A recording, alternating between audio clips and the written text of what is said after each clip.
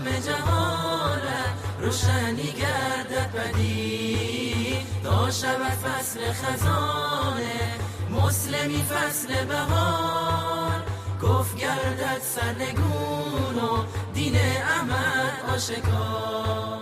تا دوباره عزت ما در جهان غوغا کند، عشق قرآن در میان سینه و دل جا کند. تا بسوزد ریشه جهل و تباهی ای جوان، تا شود نام من و تو ماندگار و جاودان.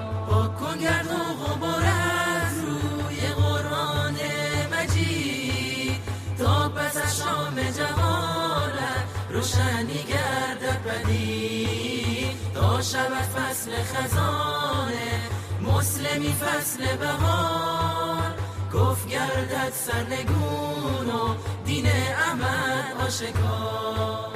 بر بگرد ای طالب حق سوی راه مصطفی، سوی قرآن و کتاب و سوی احکام خدا. بر حذر باش ای جوان از فتنه های دشمنان، نیست بهتر از سلاح علم و دانش در جهان.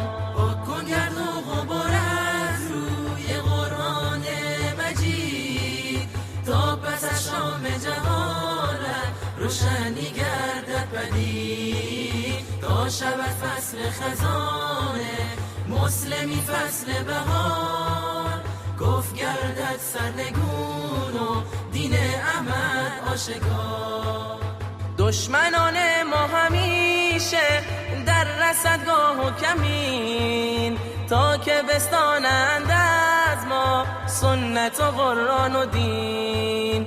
ره رو به راه محمد باش و اصحاب کرام، باد بر آنها دروده بی عدد هر صبح و شام. پاک کن گرد و غبار از روی قرآن مجید، تا پس از شام جهالت روشنی گردد پدید. تا شود فصل خزانه مسلمی فصل بهار، کفر گردد سرنگون و دین احمد آشکار.